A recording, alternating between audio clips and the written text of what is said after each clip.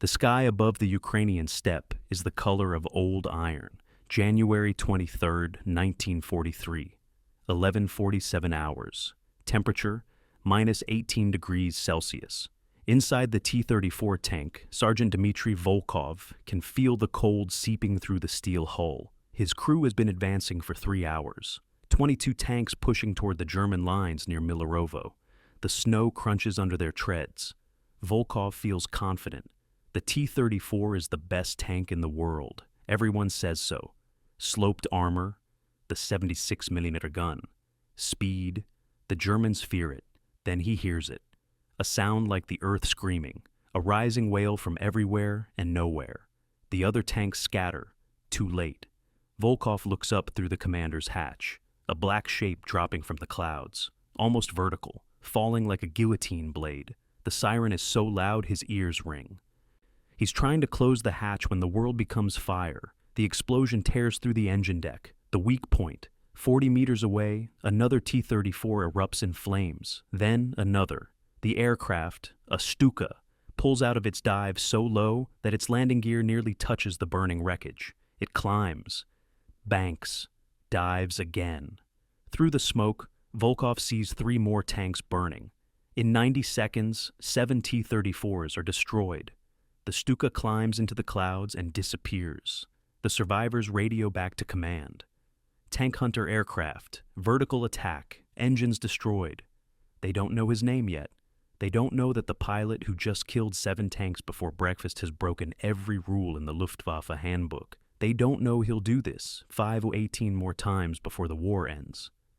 What they didn't know was that this pilot had perfected a technique so dangerous that his own commanders had forbidden it. A method so precise that it required flying into the blast radius of his own kills. A dive so steep that pulling out meant fighting G-forces strong enough to black out or break the aircraft apart. To understand how one pilot could destroy 519 tanks, more than most entire squadrons, we need to go back to June 22, 1941. 3 million German soldiers crashed across the Soviet border in the largest invasion in human history. Operation Barbarossa. The Wehrmacht expected a quick victory. They encountered something else. Soviet tank production was staggering. The factories at Kharkov and Stalingrad were building T-34s at a rate the Germans couldn't match. By late 1941, the Red Army had deployed over 22,000 tanks. The German panzer divisions faced an ocean of Soviet armor. Every kilometer gained came at a cost, measured in burning hulls and dead crews. The German army needed air support.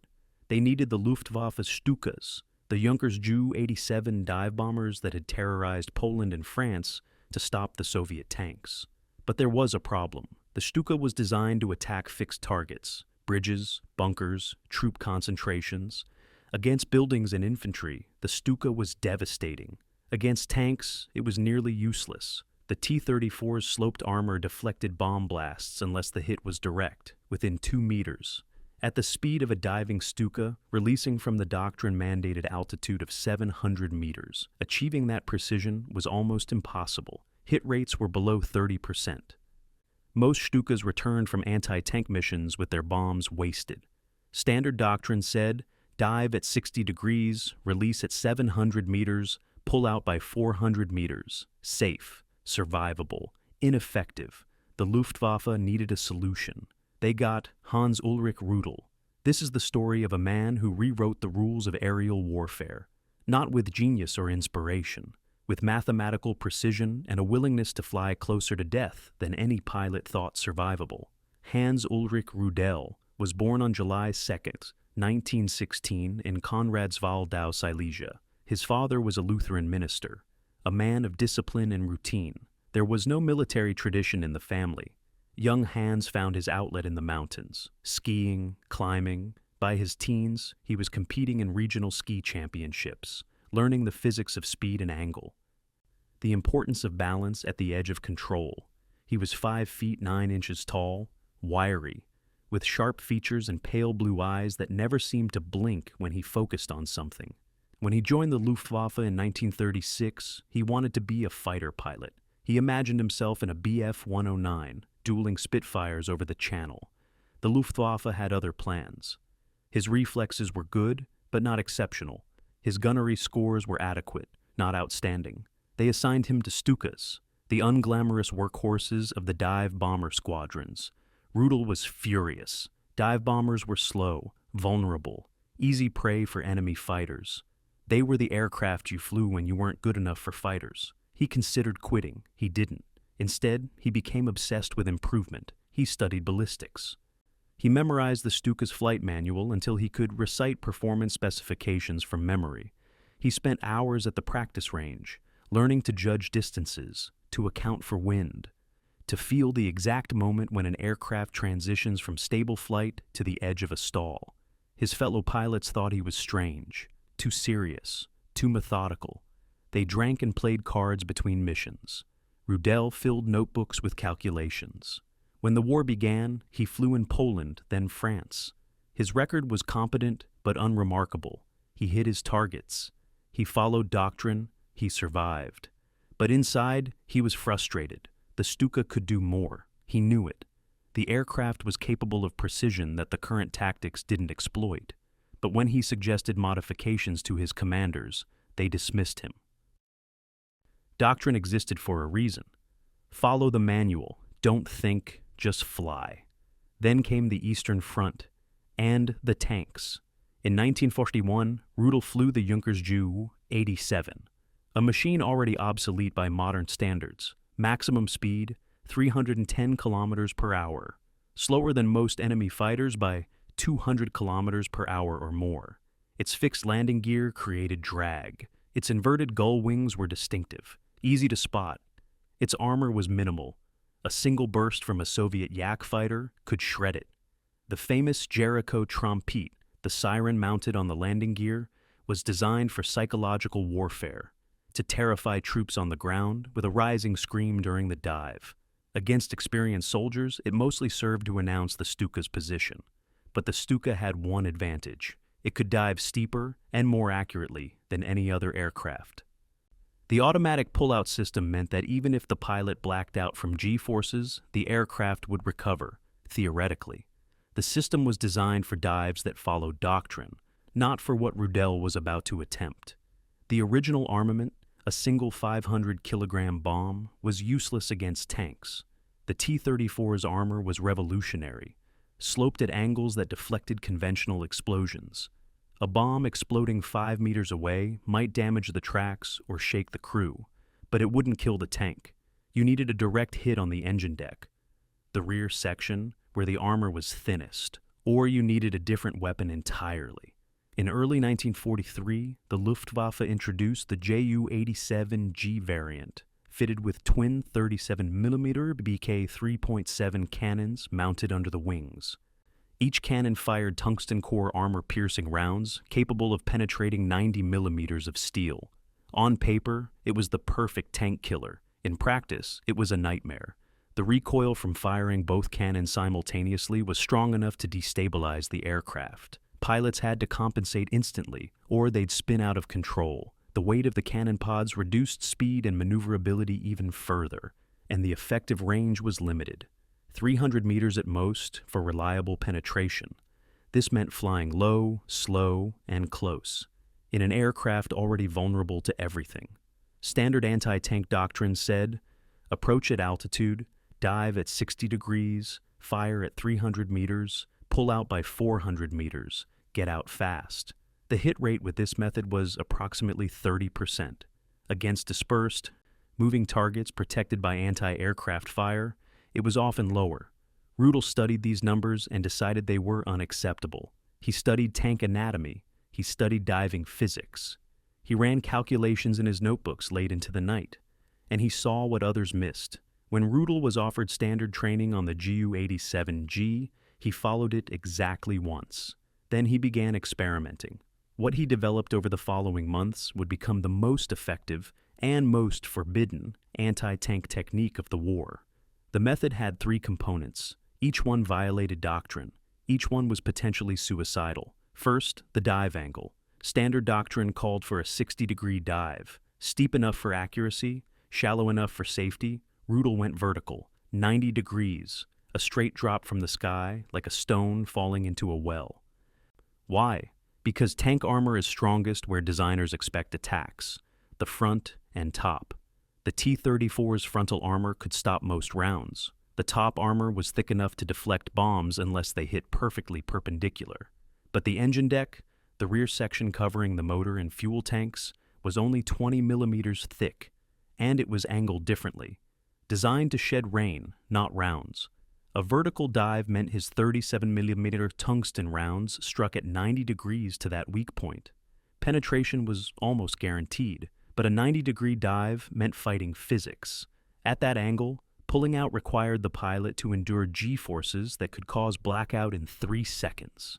Unconsciousness in 5, pull too hard, the wings could rip off. Too soft, and you'd crater into the ground at 600 kilometers per hour.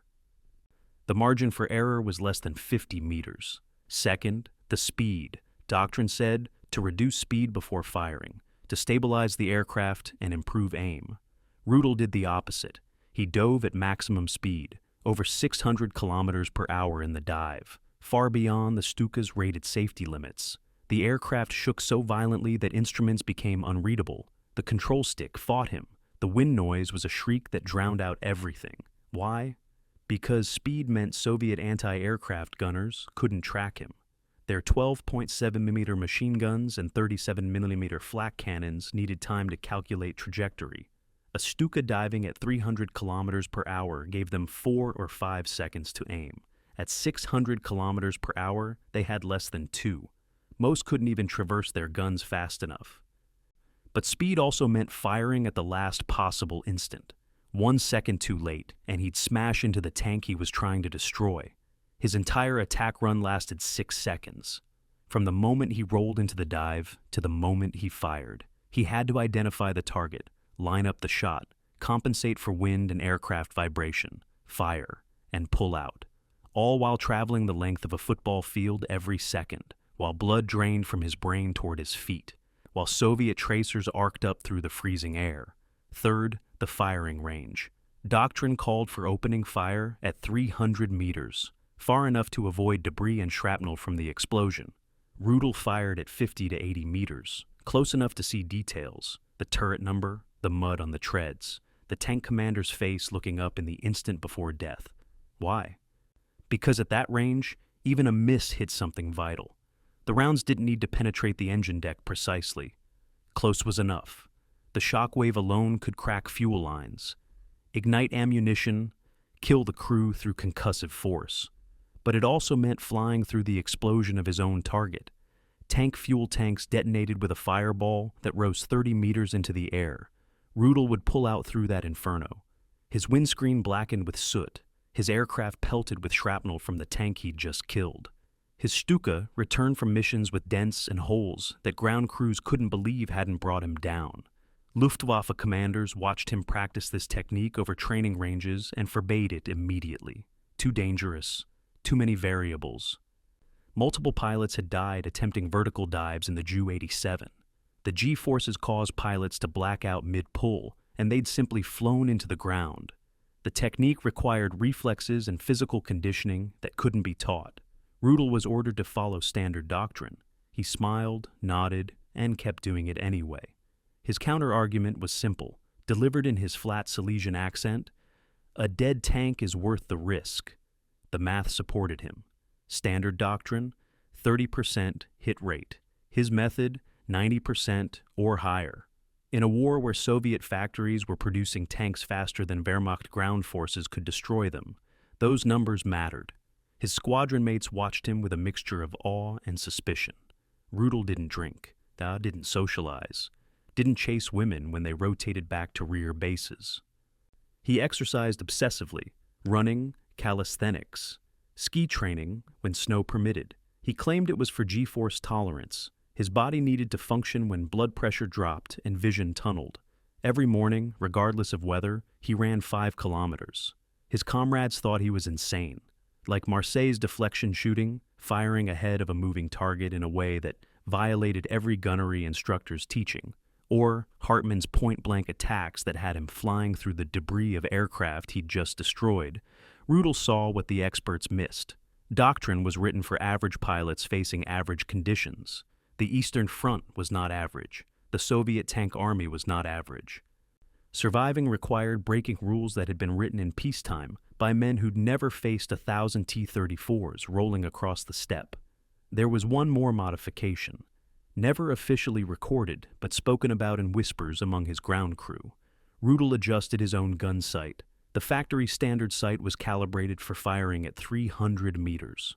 Rudel recalibrated it himself, a court-martial offense if discovered, for 80 meters. His armorer, a Feldwebel named Erwin Henschel, helped him do it, then swore never to mention it in reports. Years later, Henschel would say, he knew that aircraft better than the men who designed it. On a frozen morning in late 1941, somewhere in the Crimean steppe near the Sea of Azov, he faced his first tank formation as a specialized tank hunter. The exact date lost to incomplete records, though Rudel's logbook places it as November morning sortie. The mission briefing was simple. Wehrmacht ground forces were pinned by a Soviet counterattack. 15 to 20 T-34s were advancing through a valley, supported by infantry. Standard Stuka doctrine called for attacking the infantry with fragmentation bombs, leaving the tanks to German panzers and anti-tank guns. But there were no panzers available. The tanks had to be stopped from the air, or German infantry would be overrun. Rudel's wingman, a young lieutenant named Heinz Gottermann, was skeptical. Gottermann had flown 50 missions and had never killed a tank from the air. "We'll waste our ammunition and get shot down," he said while they walked to their aircraft. Rudel didn't answer. He was already calculating angles. The weather was perfect for what he needed. Low clouds at 1,500 meters, visibility about 8 kilometers, wind from the east at 15 kilometers per hour. The temperature was -12. His breath formed crystals on his oxygen mask as he climbed into the cockpit. The Ju-87G's engine, a Junkers Jumo 211, coughed, caught, and settled into its rattling idle. The smell of aviation fuel and gun oil filled the cramped cockpit. His gunner, an Unteroffizier named Ernst August Niermann, checked the rear machine gun and gave him a thumbs up through the connecting window. They took off at zoom 9:15 hours. The flight to the target area took 18 minutes. Rudel flew low, under the cloud deck, using terrain to mask his approach. The steppe rolled beneath him in endless white, broken only by the dark lines of frozen rivers and burnt-out villages. Then he saw them. A column of T-34s advancing in a loose formation, spread about 50 meters apart, tracks churning up snow and frozen mud, approximately 18 tanks. German defensive positions were visible 2 kilometers ahead, trenches, a few buildings, some anti-tank guns that were already firing and missing. Rudel didn't radio for permission. He simply rolled inverted and pulled. The world rotated. Sky became ground. The horizon disappeared. The Stuka fell into a vertical dive, and the Jericho trompete began its scream. In the cockpit, Rudel watched the altimeter unwind like a broken clock. 1,000 meters, 800, 600. The target, a T-34 in the center of the formation, grew larger in his windscreen. He could see it clearly now. Turret rotated to face forward, moving at about 20 kilometers per hour. The commander's hatch open. A figure visible inside. The G-forces built as he made micro-corrections with the stick. His vision began to tunnel, color leaching to gray at the edges. The vibration was so intense that his instruments blurred. The controls felt like they were made of lead. 400 meters. The tank crews were reacting now, scattering. But they were too slow.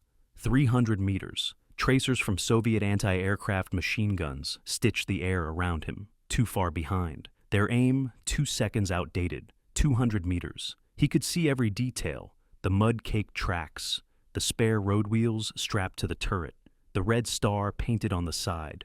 The tank commander was trying to close the hatch. 100 meters. Rudel's finger rested on the cannon trigger. 80 meters. He fired. The twin 37mm cannons roared. The Stuka shuddered like a living thing trying to shake itself apart. The recoil pushed the aircraft's nose up, fighting his dive. He compensated automatically. Muscle memory from 1,000 practice runs. The rounds, tungsten core, traveling at 1,200 meters per second, covered the 80-meter distance in a fraction of a heartbeat, and struck the T-34's engine deck. Metal punched through metal. Fuel and ammunition inside the tank ignited simultaneously. The T-34 exploded from within, turret lifting off its base and tumbling through the air. Rudel pulled back on the stick with both hands. The G-forces hit like a physical blow. His vision went gray, then black at the edges. His body weighed 5 times normal. He grunted, forcing blood back to his brain with the technique he'd practiced, tensing his leg and abdominal muscles.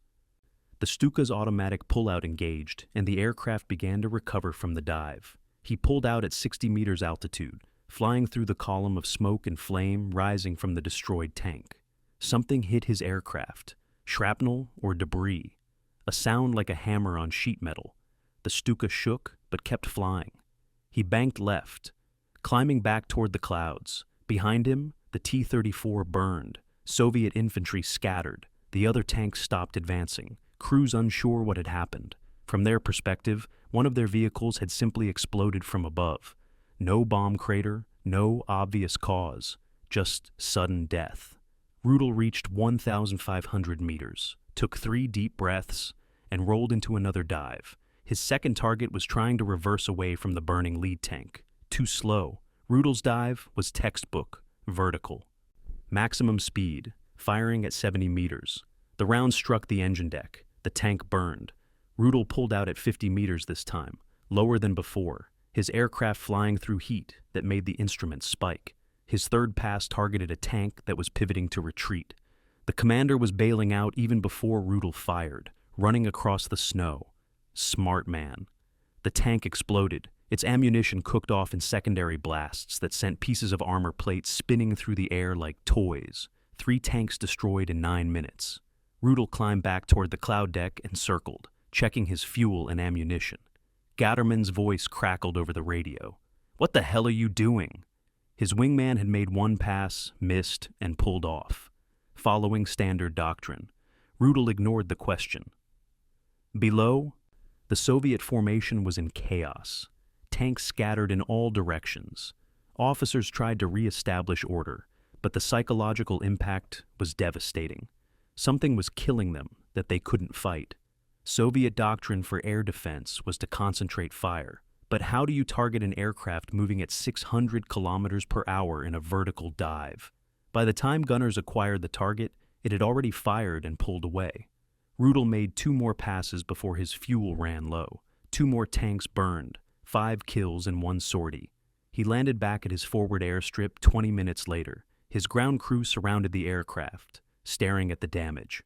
Over 30 holes in the wings and fuselage. 1 aileron torn, part of the tail fabric shredded. Henschel, the armorer, looked at him and shook his head. "You flew through your own explosions." "Yeah," Rudel said, already walking toward the operations tent to file his report. The squadron commander didn't believe him. 5 tanks? Impossible. Standard procedure was to send reconnaissance aircraft to confirm kills. They flew over the battlefield that afternoon and photographed 5 destroyed T-34s in the exact locations Rudel had marked on his map. The turret of one was found 50 meters from its hull. The technical analysts noted, engine deck penetration on all targets, unusual precision. By evening, other Stuka pilots were asking Rudel about his technique. He explained it matter-of-factly.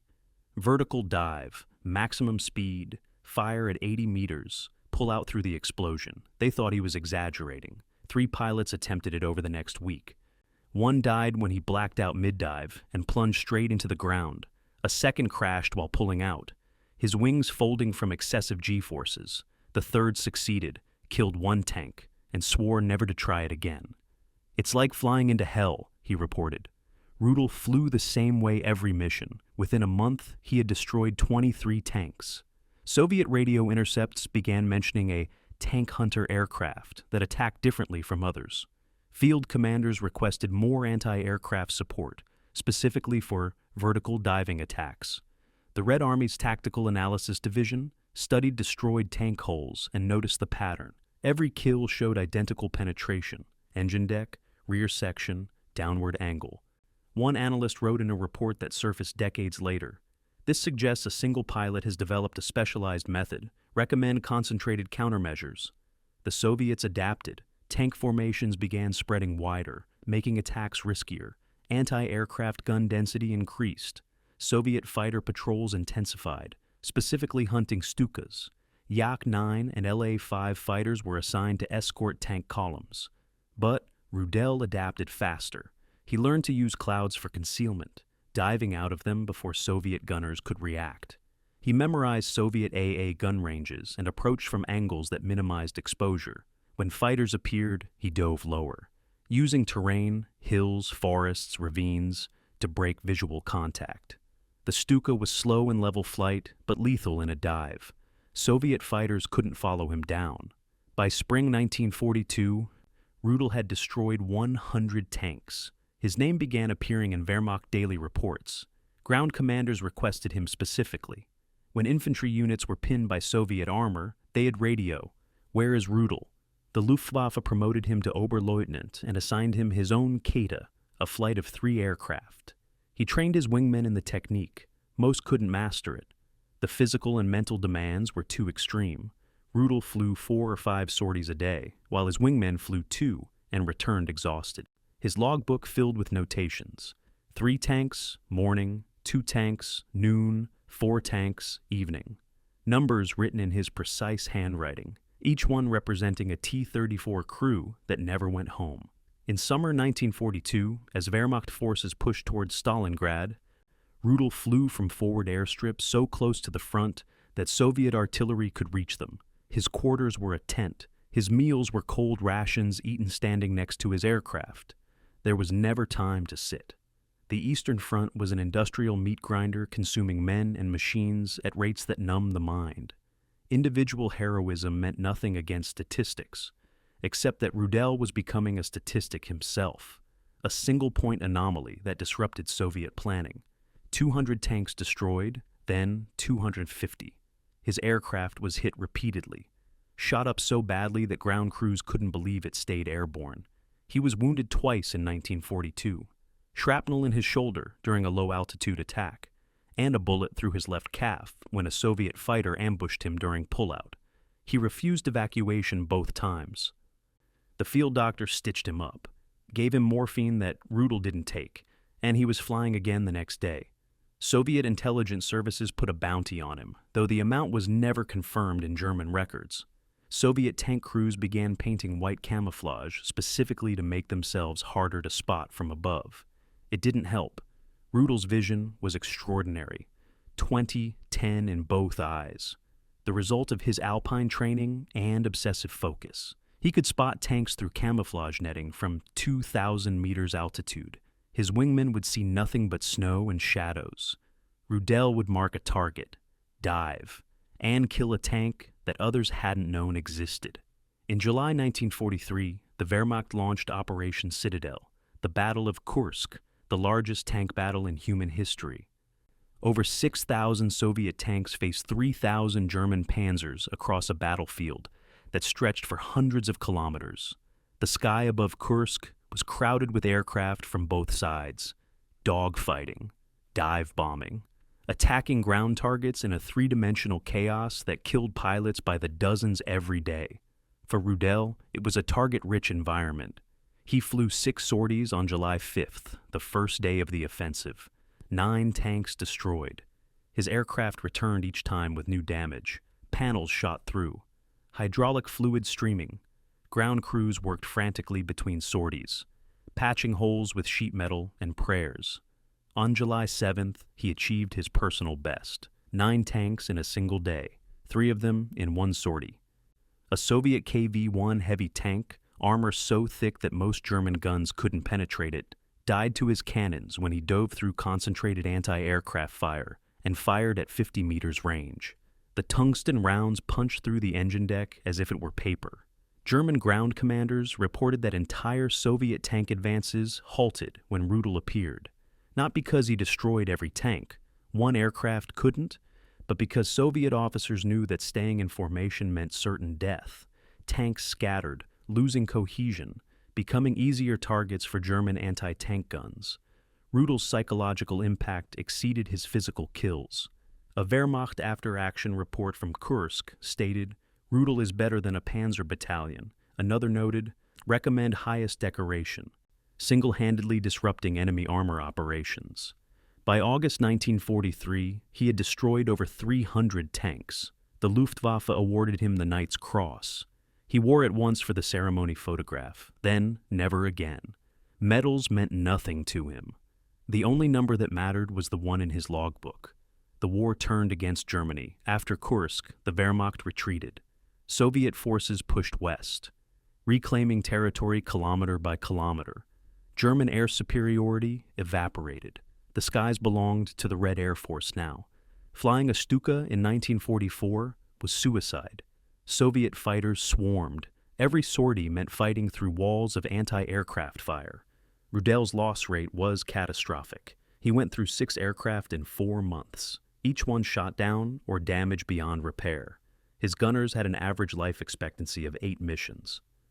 Ernst August Niermann, his original gunner, died in September 1943 when a Yak fighter caught them at low altitude and machine-gunned the Stuka's rear cockpit.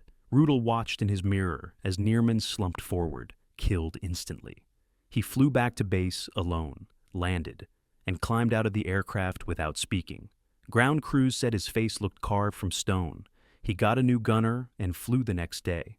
By early 1944, Soviet pilots hunted him by name.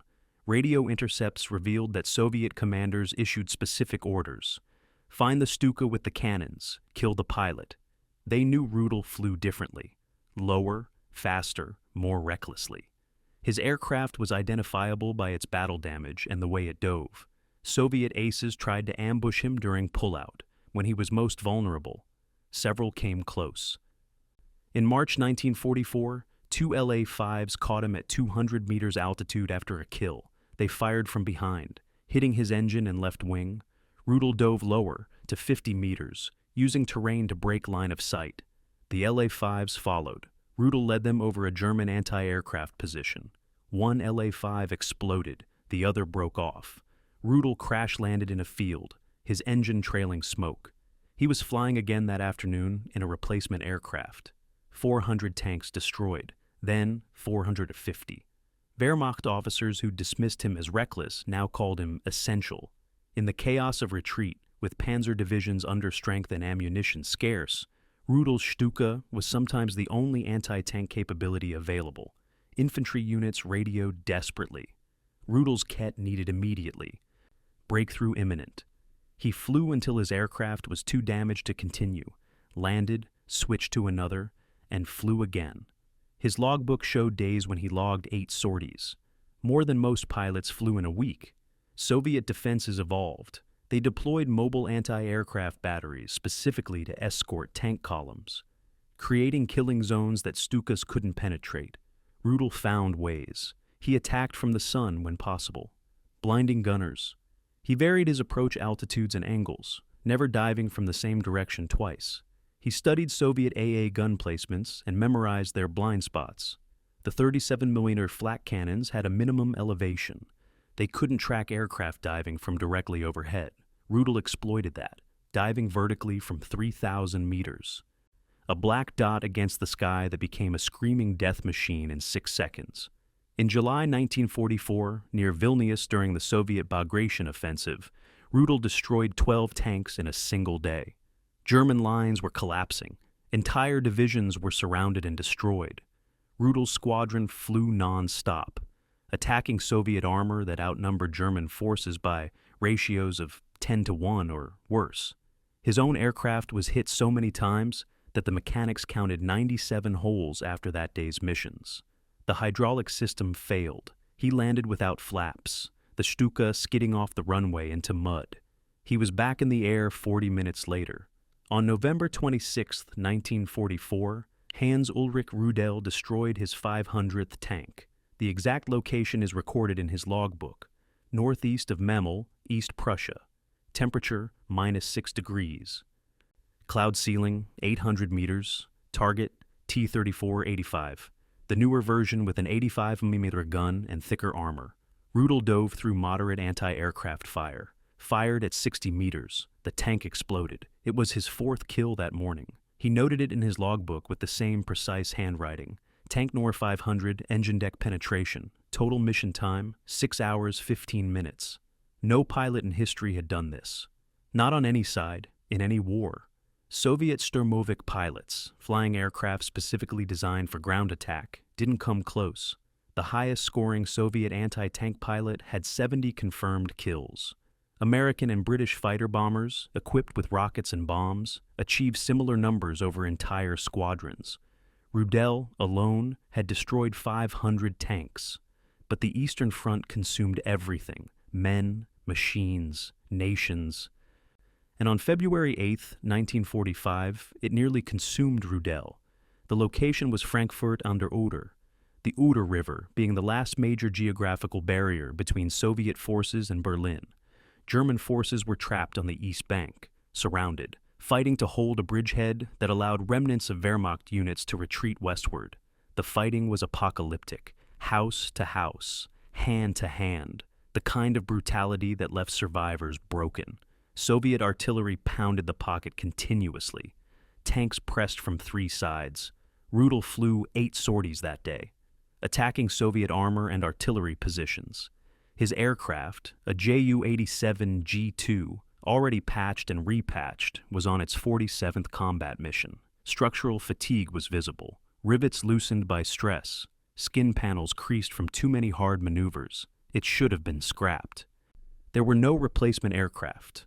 On his 8th sortie, at 16:35 hours, Rudel dove on a concentration of T-34s near the Oder's east bank.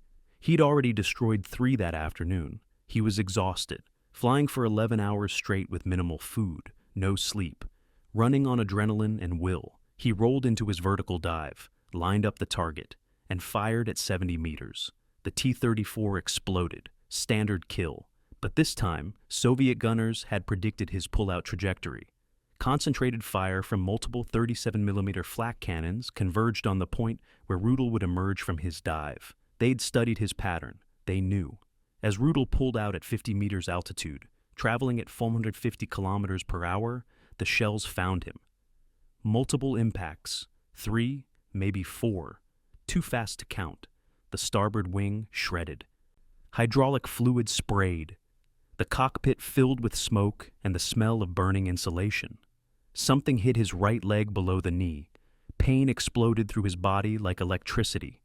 He looked down. His flying boot was gone. Blood poured from what remained of his lower leg. Bone showed white through torn flesh. The Stuka rolled violently to the right, trying to invert. Rudel fought the controls with one hand, pressing the other against his ruined leg, trying to stop the arterial bleeding. His vision tunneled. The ground rushed up, frozen river, snow, the wreckage of destroyed vehicles. He was too low to bail out. Even if he could, jumping into Soviet-held territory meant capture or death. His gunner, Oberfeldwebel Ernst Gadermann, was screaming something over the intercom. But the words were lost in the roar of wind through the shattered cockpit. Rudel pulled back on the stick, using the last of the aircraft's dying momentum to climb. 70 meters altitude, 100. The engine was seizing, temperature gauges redlined. He turned west, toward German lines. The Oder River was 6 kilometers away. He'd never make it. Blood loss was causing shock, shaking, cold, vision blurring.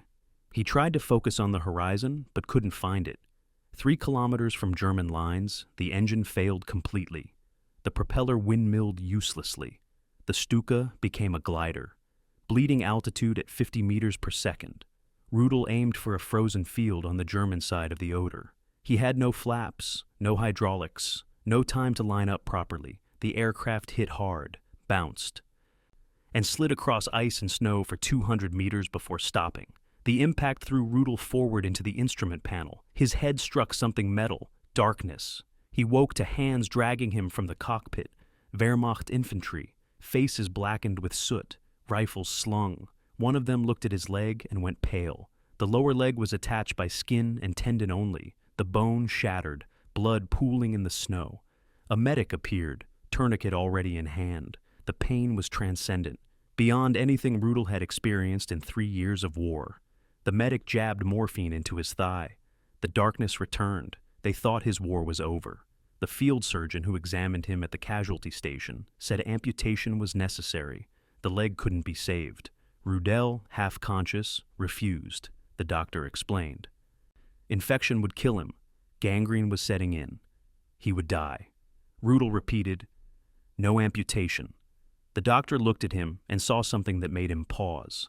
A man who'd survived 2,400 combat missions, who'd been shot down 30 times, who'd destroyed 500 tanks by flying closer to death than anyone thought possible. The doctor nodded and amputated below the knee, saving as much as he could. Recovery should have taken months.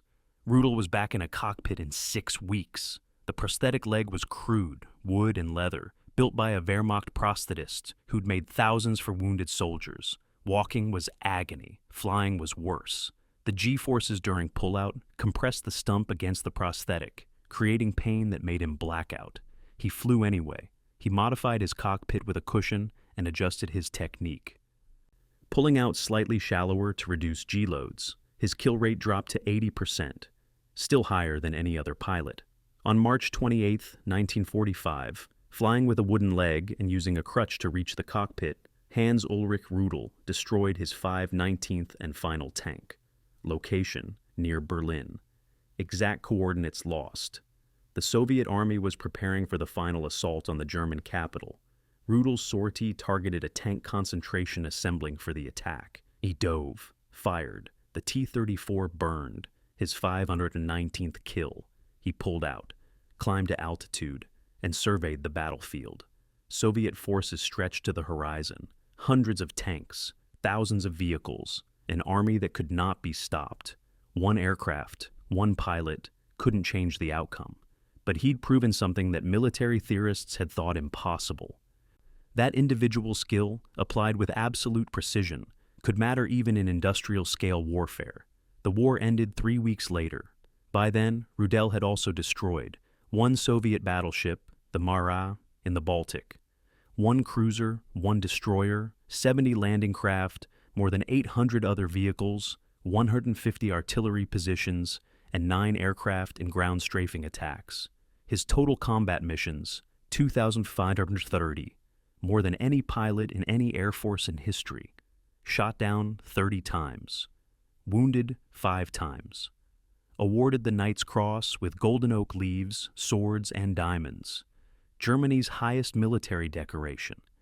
And he was its only recipient. Wehrmacht tactical doctrine changed because of him, though too late to matter. Training manuals for ground attack pilots added sections on Rudel method dive attacks. Few could replicate it. The technique required a combination of physical conditioning, mathematical precision, and psychological makeup that couldn't be taught. After the war, aviation analysts studied his methods and concluded that what he'd done should have been impossible. The human body couldn't withstand those G-forces repeatedly. The aircraft shouldn't have survived those stresses. The odds were too long, but the math didn't lie. 519 tanks. The evidence was scattered across the Eastern Front. Burned-out hulls photographed by reconnaissance aircraft. Each one with the same penetration pattern. Each one testament to a technique that broke every rule and worked anyway. In the war's final days, as the Reich collapsed, Rudel flew west. Soviet forces wanted him captured. The NKVD had a list of war criminals. Rudel's name was on it. Circled in red, the charge would be war crimes. Though destroying tanks was not illegal under any convention, his kill count made him politically valuable. He surrendered to American forces on May 8, 1945. The Americans initially treated him with curiosity, then caution. His record was too extraordinary to ignore, his skill too valuable. Soviet demands for extradition were denied. He spent 2 years in prisoner of war camps, interrogated repeatedly by Allied intelligence services. They wanted to understand his technique, to learn how he'd achieved what entire squadrons couldn't. Rudel explained it methodically. Vertical dive, maximum speed, firing range under 100 meters. The interrogators took notes, but recognized that technical explanations missed something essential. One American pilot who interviewed him wrote, "He speaks about killing tanks the way a watchmaker discusses gears. No emotion, just precision." Released in 1947, Rudel emigrated to Argentina, Joining the German expatriate community in Buenos Aires, he wrote his autobiography, Stuka, Pilot, published in 1952. The book was controversial, praised by some for its tactical insights, condemned by others for its political undertones.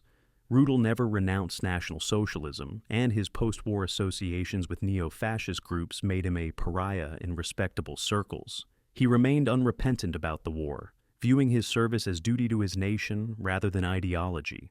Whether this was genuine belief or self-justification is debatable. History remembers facts better than motives. He returned to Germany in the 1950s, settling in Bavaria. He worked as an arms dealer and consultant, advising South American air forces on ground attack tactics. He maintained contact with former Luftwaffe pilots, attending reunions where old men relived battles that shaped their youth and destroyed their world. He skied again, remarkably, on his prosthetic leg, navigating alpine slopes with the same fearlessness he'd shown diving towards Soviet tanks. People who met him in later years described him as polite but distant, a man who'd left something essential behind in the frozen skies over the Eastern Front. Hans Ulrich Rudel died on December 18, 1982, in Rosenheim, Germany, heart failure, age 66. He was buried with military honors, attended by former comrades and veterans from multiple nations. The ceremony was simple, no speeches glorifying war. Just acknowledgement of a soldier's skill, separate from political judgment. His tactical legacy is studied in military academies worldwide. Modern close air support doctrine, A-10. Warthogs attacking tanks, Apache helicopters engaging armor, echoes principles Rudel discovered through trial and error. Attack the weakest armor point. Accept close range for accuracy. Use speed to survive defenses. The technology advanced, but the geometry remained. The technique he perfected died with him. Modern anti-aircraft systems make vertical dives suicidal. Guided missiles eliminated the need for precision dive bombing. The Stuka itself was obsolete before the war ended. But for a brief period, on the Eastern Front, one pilot proved that individual mastery could transcend doctrine. That breaking rules intelligently could achieve what following them never would. 519 tanks. The number stands in German military records, verified by Luftwaffe daily logs, reconnaissance photographs, Wehrmacht after-action reports. Soviet archives, opened decades later, corroborate the impact. Entire tank brigades disrupted, tactical plans altered, soldiers terrified of the vertical Stuka. No exaggeration needed. The facts are extraordinary enough. War is a machine that consumes humanity and spits out statistics. Hans Ulrich Rudel was both. A man who became a statistic so extreme that it seems fictional. But history's power lies in true stories that fiction couldn't invent. A Lutheran minister's son who learned precision on ski slopes, who was rejected from fighters, who flew an obsolete aircraft using a forbidden technique, and who destroyed more tanks than some entire armies, not through luck or chance, through mathematical precision applied at the edge of human capability. Repeated 2,530 times until the war ended and the numbers stopped. The Eastern Front was hell frozen into landscape. Millions died there.